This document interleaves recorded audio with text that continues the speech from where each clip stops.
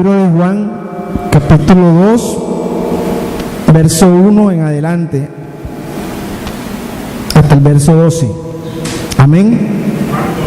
Juan 2, las voces son. Gloria a Dios. Amén. Dice así la palabra de Dios.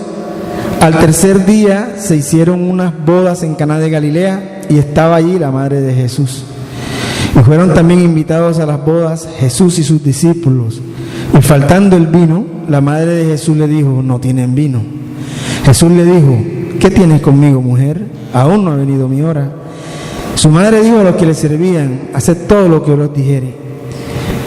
Y estaban allí 6 tinajas de piedra para agua, conforme al rito de la purificación de los judíos, en cada una de las cuales cabían 2 o 3 cántaros. Jesús le dijo: llenad estas tinajas de agua. Y las llenaron hasta arriba. Entonces les dijo: sacad ahora y llevadlo al maestresala.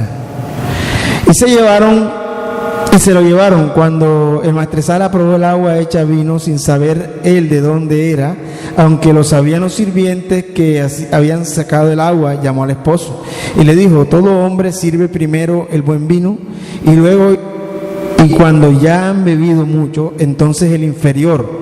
Mas tú has reservado el buen vino hasta ahora.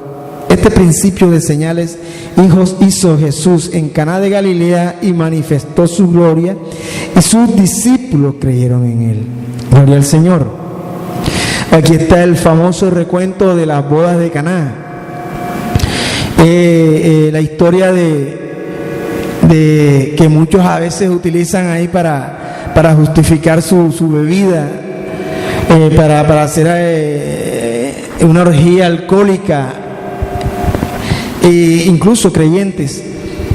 Y dicen: bueno, pues si Jesús estuvo en una boda y tomó vino, y ahí no dice que Jesús ha tomado vino, él estaba participando en una reunión, pero ahí no dice que Jesús se emborrachó ni que tomó. Entonces muchos tienen eso como dogma para ellos mismos, como decir: si Jesús estuvo, yo también puedo estar ahí. Sí, usted puede estar en una reunión, pero no dice que Jesús bebió aquí.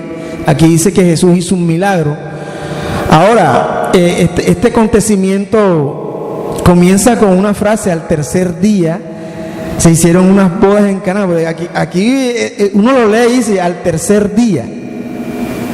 ¿Y de dónde viene eso? O sea, ¿cuál es el primero y el segundo? ¿Qué pasó en esos primeros y segundos días? ¿Cierto? Ahí comienza al tercer día. A veces los historiadores o los escritores o los que ordenaron la palabra y escribas y eso, dicen que esto puede ser un seguimiento cronológico del apóstol Juan, de acontecimientos cronológicos de Jesús. En esos 2 días anteriores puede decirse que Juan presentó a Jesús, aquí el Cordero de Dios. Eso lo podemos leer aquí en el capítulo 1, versículo 29. Y el siguiente día dice: vino Juan a Jesús, ¿cierto? Dice: y el siguiente día. Entonces Juan está haciendo como un recuento cronológico de las actividades de Jesús. ¿Y? Testimonio de Juan el Bautista. En este testimonio da Juan testimonio de los judíos. Enviaron a Jerusalén sacerdotes y levitas para que preguntasen por quién era Juan. Y Juan aquí habla del Señor: yo no soy el que vengo, sino que detrás de mí viene otro con más poder que yo. O sea, yo soy el precursor del que viene. O sea, es una cronología lo que está haciendo Juan aquí cuando comienza el capítulo 2. Al tercer día hicieron unas bodas en Caná de Galilea. O sea que ese es el acontecimiento siguiente, donde dice que estaba María. María estaba participando en las bodas, pero no estaba Jesús ni estaban los discípulos. Al Señor lo invitaron y él llegó después. Aquí también dice: al tercer día hicieron unas bodas en Caná de Galilea, estaba allí la madre de Jesús. Y fueron también invitados a las bodas Jesús y sus discípulos. Después llegaron ellos. Y faltando el vino, la madre de Jesús le dijo: no tienen vino. Eso me causa también curiosidad, porque en unas bodas, esas bodas de los judíos, esas bodas no eran un matrimonio como el que hacen acá ahora, que es una noche. ¿Sí? Las bodas, según la tradición judía, duraban 7 días. 7 días. Y esto me hace recordar: el esposo se va y prepara lugar para la esposa, el tálamo o el cuarto y todas las cosas, la dote, todo. El hombre se va y viene y se casa para ya dejarle listo todo a la mujer. Eso me hace recordar también todo lo que hizo nuestro Señor cuando se fue, cuando murió. Esta boda de Caná, si uno profundiza, aquí habla mucho de la obra redentora de Cristo. Aquí habla del tercer día, aquí habla de mi hora no ha llegado. ¿Cuál es la hora que habla el Señor aquí, en este texto? ¿De cuál hora se refiere? Él le dice, mujer, mi hora no ha llegado todavía. Ciertamente puede ser la hora de la obra redentora de Cristo, en el momento de su muerte. Esa es la hora que dice Cristo aquí. Y ese texto, esa palabra, mi hora, se menciona 3 veces en el Nuevo Testamento. 3 veces nada más. La hora cronológica de la muerte de Cristo. Él le dice a María, ¿qué tienes conmigo, mujer? Aún no ha venido mi hora. Y en unas fiestas de 7 días, el vino tiene que sobreabundar. Esa gente se preparaba. O sea, lo primordial de una fiesta judía era el vino. Era el causal de la alegría de ellos. El vino, dice la palabra de Dios, que alegra el alma, ¿cierto? Creo que está en el libro de Proverbios. Él alegra el alma. El vino era una bebida muy sagrada para los judíos, aunque usted no lo crea. Pero lo que pasa es que la llevan al extremo, se emborrachan. Pero el vino era una bebida primordial para las celebraciones de los judíos. Pero el vino se acabó. El vino se acabó. Pero como allá había una persona que se llama María, que era la madre del Señor acá en la tierra, ella sabía quién era el Señor, sabía de los atributos del Señor, sabía del señorío, valga la redundancia, del Señor, sabía quién era, de dónde provenía. Así que le dice, no tienen vino. Él les dice, que tienes conmigo, mujer, mi hora no ha llegado. Sin embargo, su madre, cuando vio la respuesta tosca del Señor, aparentemente le dijo a los que le servían, haced todo lo que os dijere. O sea, encomendó a los muchachos, a los sirvientes, a que escucharan todo lo que el Señor iba a disponer, lo que iba a decir. O sea, Él tiene el control, quiso decir María, con el respecto al Señor Jesucristo. Ahorita estábamos comentando algo sobre María, sobre las personas que tienen religiones ajenas a nuestras creencias en Cristo, y algunos son marianos. Ahí en internet, en Facebook, yo tengo un amigo que pertenece a los Caballeros de la Virgen. Y él coloca a su Virgen, la imagen de ella, y le pide y eso. Y pues yo nada más leo, juzgo para mí.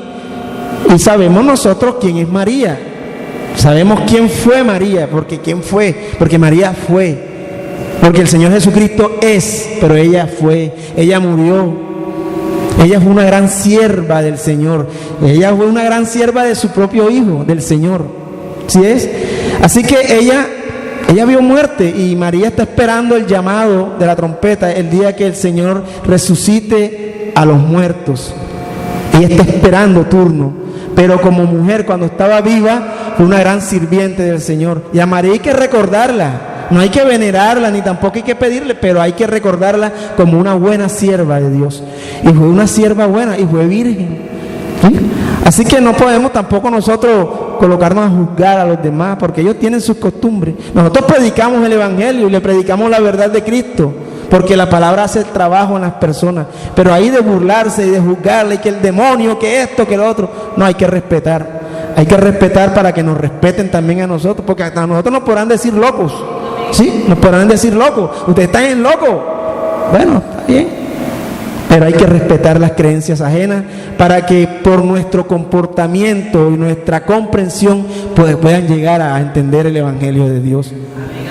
Sí, porque hay veces que hay personas que nos volvemos tan sarcásticos y tan burlones que lo que nos cogen es fastidio. Y en vez de creer, nos estamos alejando más de la verdad.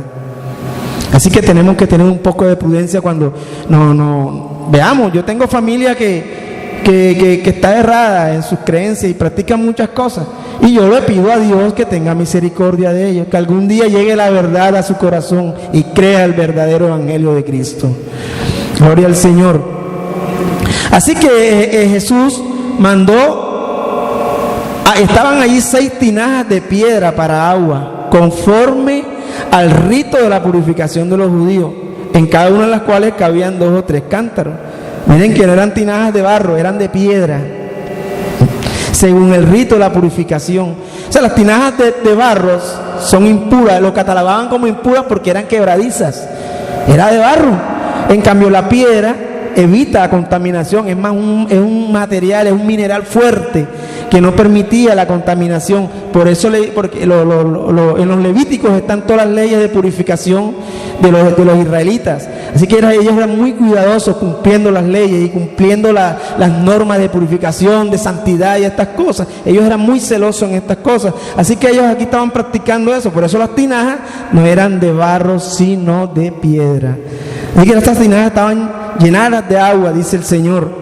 Así que cuando el Señor se las presentaron, el Señor dijo: ahora muéstrensela al maestresala. El maestresala era un mayordomo, era un sirviente que era el encargado de probar los alimentos y las bebidas para ver si tenían veneno o cualquier cosa, pero él era el encargado de probar, de catar el vino, y si habían alimentos, de probarlos también. Él era el encargado de eso, era un mayordomo especial ahí en la fiesta. Entonces a él le entregaban el vino y él decía: miren las palabras que dice este señor.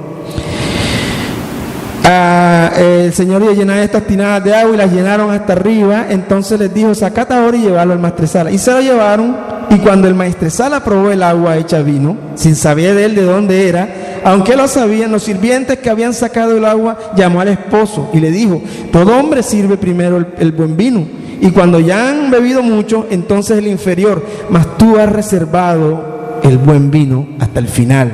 Esa era otra costumbre que tenían los judíos.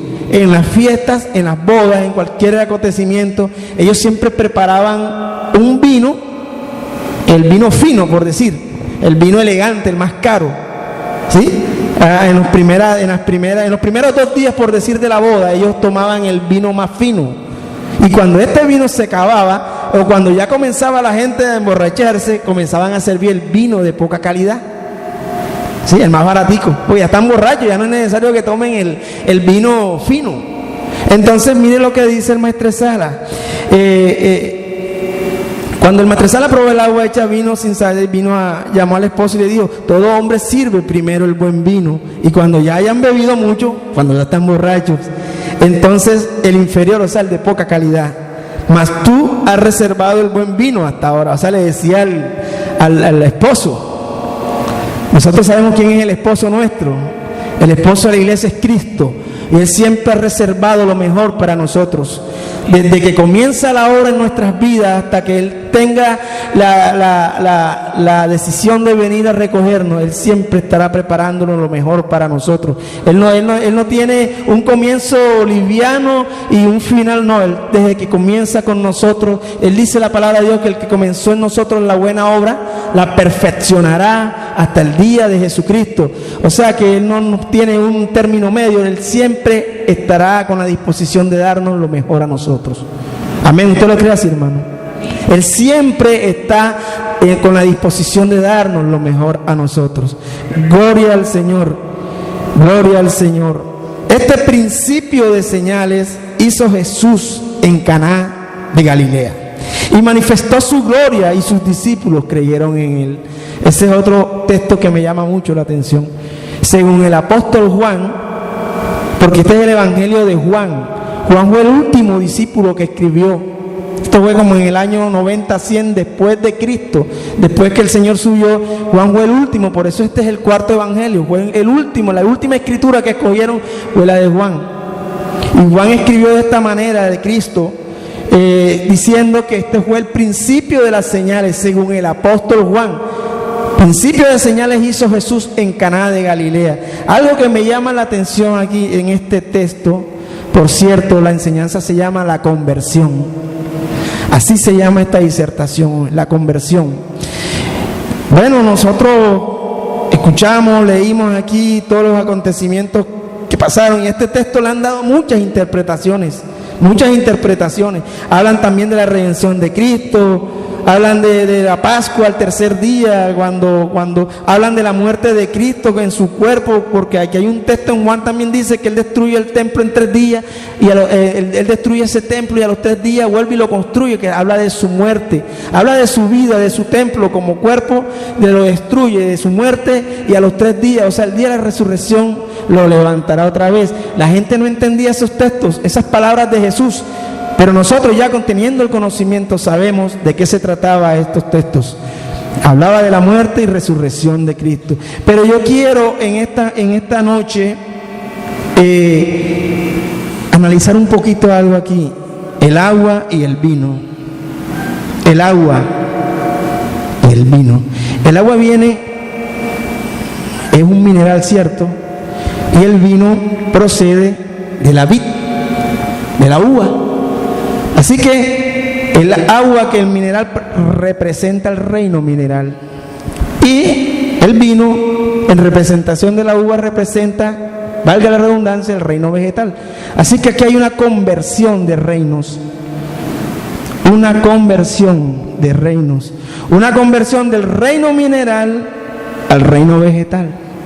La Biblia dice aquí que principio de señales hizo Jesús en Caná de Galilea, dice, y manifestó su gloria, o sea, su poder, su grandeza. Él quiso en este milagro enseñarnos algo profundo, que era la conversión de nuestras almas. Jesús vino a establecer un reino, y estábamos aprendiendo que el reino de Dios se acercaba en Cristo, que el reino de Dios está en nuestro corazón, y que el reino de Dios, que Dios tiene la capacidad de reinar en todo, como nos enseña nuestro pastor, menos, ¿dónde? En el corazón del hombre. Entonces la palabra de Dios dice que todas las cosas, malas, buenas, proceden del corazón del hombre, que las malas palabras, que las guerras, que las distinciones, todas las cosas proceden del corazón del hombre. La Biblia dice: dame, hijo mío, tu corazón, y miren tus ojos por mi camino. A veces enseñamos acerca del corazón de una manera errada. A veces he escuchado infinidad de personas que hablan del corazón y nos tocamos aquí el pecho. Este es el corazón siente incluso. Yo he tenido discusiones con personas, pero el corazón no puede sentir. Lo que pasa es que el corazón sufre un proceso químico cuando el corazón, el verdadero corazón, que es la mente, si usted consigue en el diccionario la palabra corazón, dice centro de todos los pensamientos, centro de algo. Y el corazón que usted ve aquí es una bomba que bombea sangre, es un motor, pero el verdadero corazón del hombre es la mente, el cerebro. Aquí usted piensa, aquí usted se enamora, aquí usted decide qué va a hacer, aquí usted decide si es bueno o es malo, no aquí. Porque cuando usted se enamora, sucede algo. Cuando usted ve a la persona, usted siente algo aquí en el pecho, el corazón lo sintió. Claro, si es un proceso. Cuando usted, en el buen sentido de la palabra, se excita mentalmente, la sangre bombea más rápido. Y al bombear se siente el impulso en el corazón. Eso es lo que usted siente. Lo sintió porque lo pensó. Pero usted piensa es aquí, no acá. Así que el corazón, cuando Dios dice, dame, hijo, tu corazón, es dame tu mente. Dame tu mente. Cuando Él dice, oye Israel, en Deuteronomio 6, dice, oye Israel, Jehová, nuestro Dios, Jehová uno es, y amarás a Jehová tu Dios de todo tu corazón y de toda tu mente, con toda tu mente y con todas tus fuerzas. Así que Dios quiere habitar, como nos enseñan aquí, en el corazón del hombre. Y para que Dios pueda habitar en el corazón del hombre, el hombre tiene que estar convertido. Amén. El hombre tiene que convertirse a Dios. Y la conversión no es una cuestión obligada. El Señor pertenece, o el Señor es el Rey, y pertenece al reino de la luz. Y tenemos un enemigo que pertenece al reino de las tinieblas, que es Satanás. Así que el que está en pecado, que el que está haciendo cosas malas, está en oscuridad. Cuando el Señor estaba en el huerto del Edén con Adán, con Eva, el Señor está en todas partes, pero Adán y Eva todavía no tenían el discernimiento de que Dios estaba en todas partes. Así que ellos optaron por usar su libre albedrío, como dicen, su libre albedrío, y se dejaron engañar con una media mentira de Satanás. Así que cuando la mujer optó por coger el fruto y llevárselo a la boca, inmediatamente ese cuerpo que era luz, porque fue hecho a imagen de Dios, a imagen y semejanza de Dios, resplandecía la naturaleza de Dios, que era luz. A la mujer, cuando hizo ese pecado, su cuerpo, su alma se entenebreció y se volvió oscuridad. Por eso, cuando el Señor los llamó, ellos tuvieron miedo y se ocultaron. ¿Por qué se oculta una persona? Porque está desnuda. Porque estaba desnudo. Ellos sintieron que estaban desnudos y se ocultaron porque vieron la luz. Vea, el que está en oscuridad, el que está en oscuridad, cuando usted le pone un foco así, hace así, se oculta, se tapa. Así es. Así que cuando usted esté en oscuridad y quiera salir a la luz, prepárese. Vaya de a poquito avanzándose hasta que vea la luz, para que no le titile los ojos, no le escandile sus ojos. Así que todo el que está en oscuridad, cuando le muestran la luz de Cristo, trata de huir. Por eso cuando usted le predica a una persona que está en pecado, a un hombre que no conoce a Dios, se rehúsan, porque es la luz de la palabra de Dios alumbrando a esa persona, y le parece una radiografía que le muestra toda su vida como es. En psicología eso se llama proyección. Cuando una persona acusa a otro y le señala eso, sabiendo que ella tiene esos mismos defectos, la Biblia pues lo proyecta, porque le señala y le muestra todo lo que es él. Es la única que puede discernir los pensamientos del hombre, aleluya, la palabra de Dios. Es la única que puede llegar a lo más profundo del pensamiento del hombre, los secretos que tienen escondidos, porque la palabra es lámpara, es luz, porque la palabra es viva, porque la palabra es eficaz, y esta palabra es del Rey de la luz. Gloria al Señor. Así que ella es una linterna que nos alumbra. Ella es una linterna, y por medio de ella nosotros paulatinamente nos vamos transformando, nos vamos convirtiendo de las tinieblas a la luz. Así que este texto de las bodas de Caná tiene un trasfondo.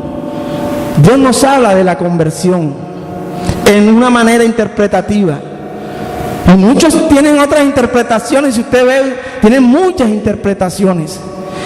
Pero esto me da a entender a mí que Dios vino a establecer su reino de luz con sus hijos. Somos hijos de luz, no somos hijos de las tinieblas. El que anda en tinieblas es hijo del diablo. El que anda en pecado es seguidor de Satanás, no de Dios. Así que uno no puede estar siguiendo a dos señores. La Biblia dice no puede servir a dos señores.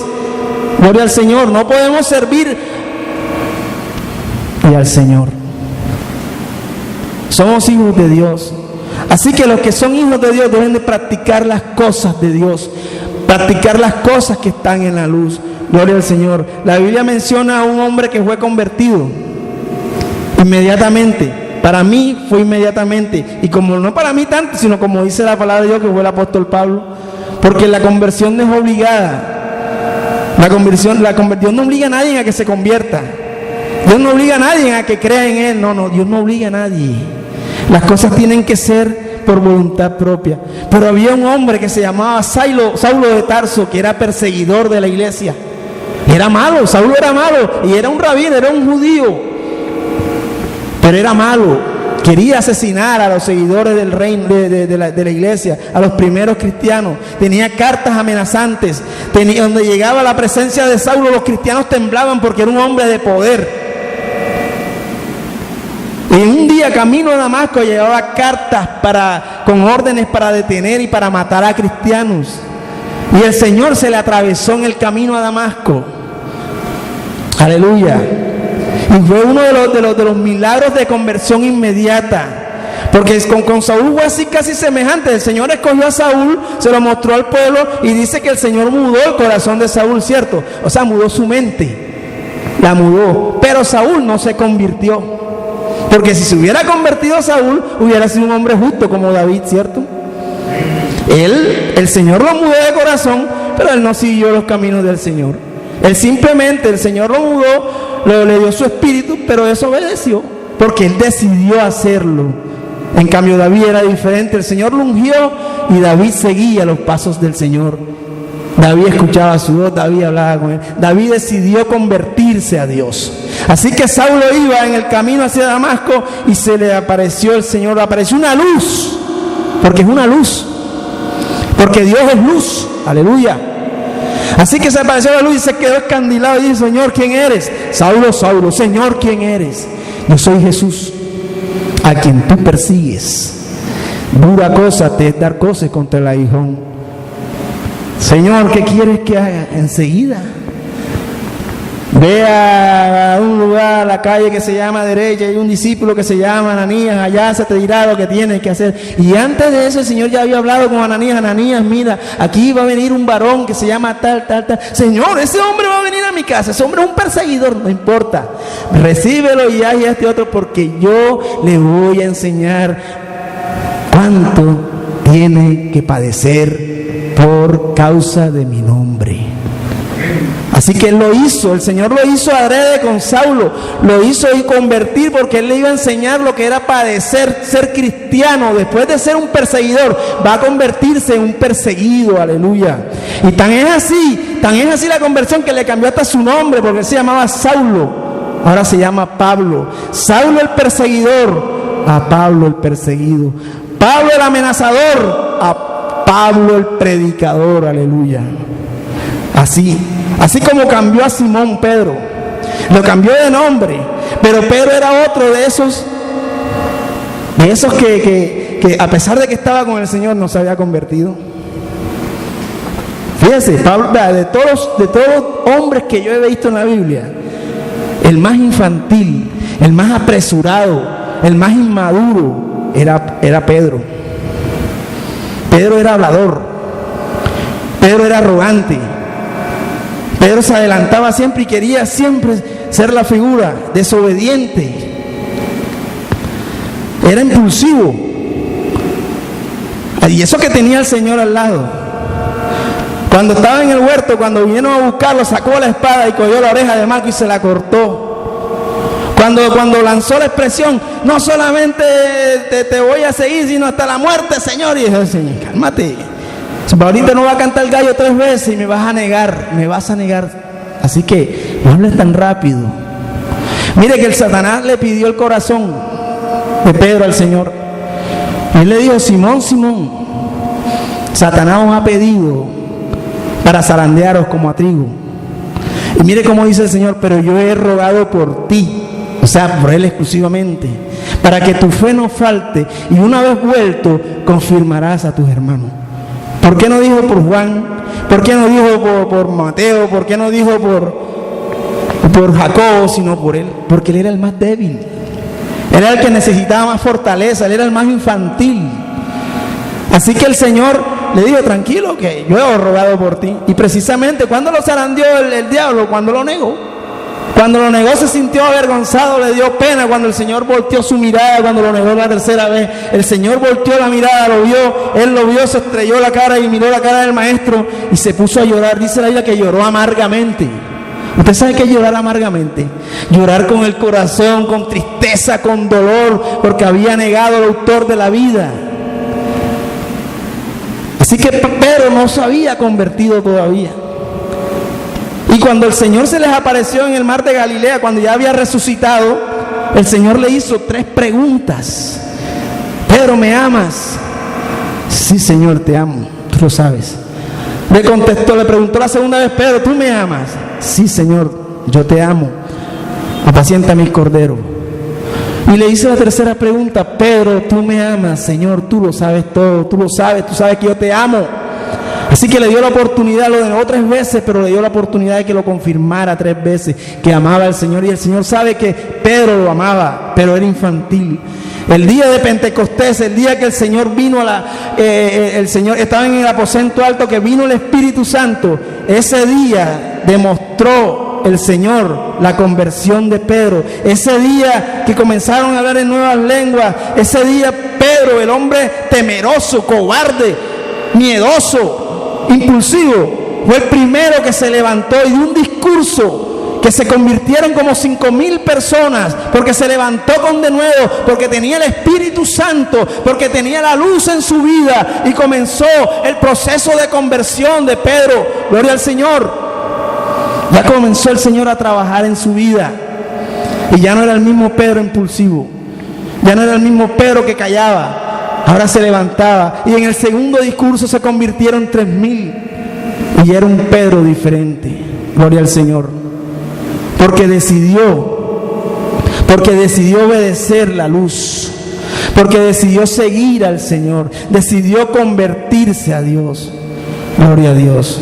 Así que nosotros debemos, hermanos, porque debemos. Hay diferencia en poder y deber. Nosotros podemos hacer de todo, porque la Biblia lo dice, hasta la Biblia lo enseña. Todo me es permitido, pero no todo me es lícito, o sea, no todo me conviene. No todo me edifica. Yo puedo hacer lo que como hombre me da la gana. Pero ¿me edificará esto? ¿Me edificará lo otro?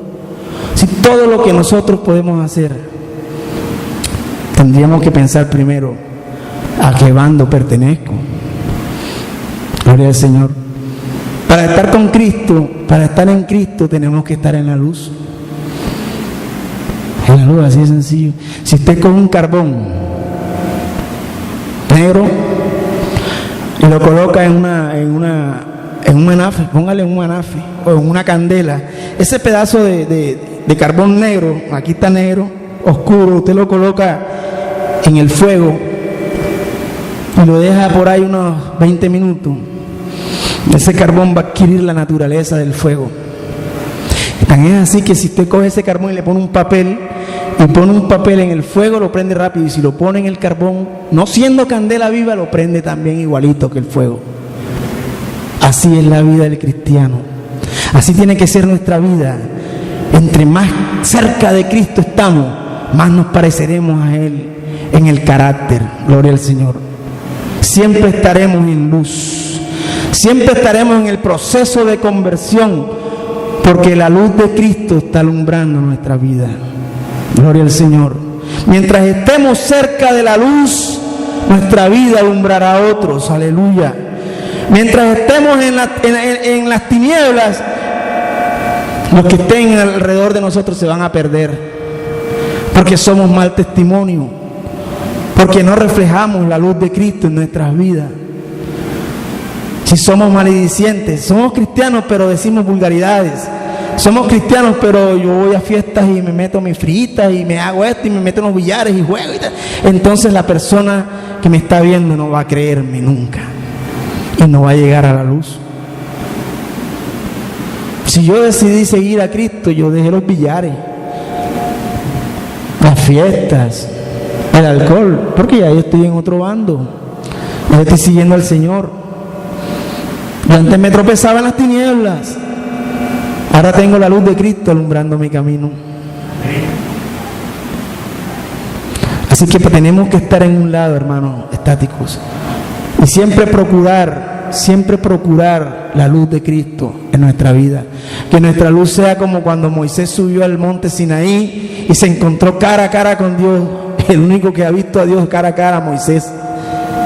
Dice la Biblia que cuando Moisés bajaba del monte, la gloria de la cara de Moisés reflejaba tanta luz que tuvo que ponerse un velo. Imagínense ese acontecimiento, hermano Miguel. Cara a cara con Dios. El único ser que ha visto a Dios cara a cara, en su esplendor, en su gloria, fue Moisés. Y nosotros lo tenemos cerca. Dios está en todas partes. Dice, Dios está en el infierno, porque si Él ocupa todo, tiene que estar en el infierno, pero su amor no está en el infierno. Su misericordia no está en el infierno. Está aquí con nosotros. Su amor, su misericordia, su gracia está aquí con nosotros. En el infierno no, en el infierno está la justicia de Dios. Porque Dios es justo. Cuando una persona se va al infierno es por justicia de Dios. Porque la justicia en los términos seculares es dar a cada cual lo que se merece, ¿cierto, hermano? Así que si un pecador se muere, Yo no creo que vaya al cielo. Él escogió el camino equivocado, él escogió las tinieblas. Yo me imagino que debe irse para otro lado. Dios no manda a nadie al infierno, el hombre escoge lo que quiere escoger. Aquí está la oscuridad, aquí está la luz. Entonces yo cojo para la luz. Es el libro de Juan, capítulo 1, versículo 7. Este vino por testimonio, para que diese testimonio de la luz, a fin de que todos creyesen por él. No era él la luz, sino para que diese testimonio de la luz. Aquella luz verdadera que alumbra a todo hombre venía a este mundo. En el mundo estaba y el mundo por él fue hecho, pero el mundo no le conoció. A los suyos vino y los suyos no le recibieron. Mas a todos los que le recibieron, a los que creen en su nombre, les dio potestad de ser hechos hijos de Dios. O sea que somos hijos de luz. Juan estaba hablando aquí de la luz. Él no era la luz, él estaba dando testimonio de la luz verdadera que alumbra a todos los hombres. Ese es nuestro Cristo. Aleluya, ese es nuestro Señor. Ese es el Hijo de Dios. Ese es el que esta noche me tiene aquí hablando. Ese es el que esta noche usted esté sentado ahí. Ese es el que esta noche alumbra su camino. Ese es el que esta noche hace que usted abra su boca para adorarlo, para darle. Ese es el que lo bendice. Ese es el que le da riquezas espirituales. Ese es el que le da fortaleza. Ese es el que lo mantiene de pie. Ese es el motor de su vida. Ese es el alma de su vida. Aleluya. Ese es Cristo, aleluya, la luz del mundo. Bendito sea el nombre del Señor, aleluya. Así que esta noche nos debemos sentir no orgullosos, porque la palabra orgulloso no es bíblica. La palabra orgulloso es de egocentrismo, pero más bien privilegiados por tener a este Dios con nosotros, aleluya, porque nosotros no lo escogimos a Él, Él nos escogió a nosotros, aún a un privilegio más grande que un tipo tan miserable que andaba en tinieblas, que andaba vuelto nada. Del Señor tuvo misericordia de mirarlo, de bajar la mirada y de cogerlo, de coger sus brazos y levantarlo y llevarlo a un lugar para adorarle, para glorificarle, aleluya. Eso es un privilegio grande, ser hijo de Dios, ser hijo de la luz. Aleluya. Es un privilegio grande. Así que no se siente inferior a nadie porque usted va a la iglesia. No se sienta con miedo, con temor de cantar, de vestirse una corbata. No le dé miedo. Demuestre que usted es hijo de luz. Aleluya. Demuestre que usted es hijo de Cristo. Bendito sea el Señor. Bendito sea el Señor. Así que esta noche yo les invito para que tomemos en cuenta la luz del Señor y que seamos linternas, hermanos, que seamos portadores de esta palabra, que nuestra boca hable bendición, que nuestra boca que no salgan palabras que no sean, ¿cómo explico? Un cristiano no puede maldecir. Y maldecir no es decir maldito, sino decir mal, decir cosas que son negativas. Para nadie es bueno eso, para ninguna casa, porque no estás arrojando bendición. Y bendecir es bien decir. Así que esta noche que nuestra vida esté llena de la luz del Señor, que esté llena de la vida de Cristo, para que nuestras palabras sean de bendición hacia los demás, para que nuestras palabras, por la palabra de Dios, sea medicina para los huesos del que está quebrantado, aleluya, y que sea lumbrera para el que está en las tinieblas, en oscuridad, porque lámpara es a mis pies su palabra y lumbrera a mi camino. Gloria al Señor. Esta noche yo los invito, hermanos, a que tengamos en cuenta la palabra del Señor. Hasta aquí me acompañó el Señor en su palabra. Espero que pongamos en práctica este consejo y que el Señor siga teniendo misericordia de nosotros. Bendito Padre Celestial, te adoramos y te bendecimos, Santo. Gracias, Padre, por tu misericordia, por tu bondad, por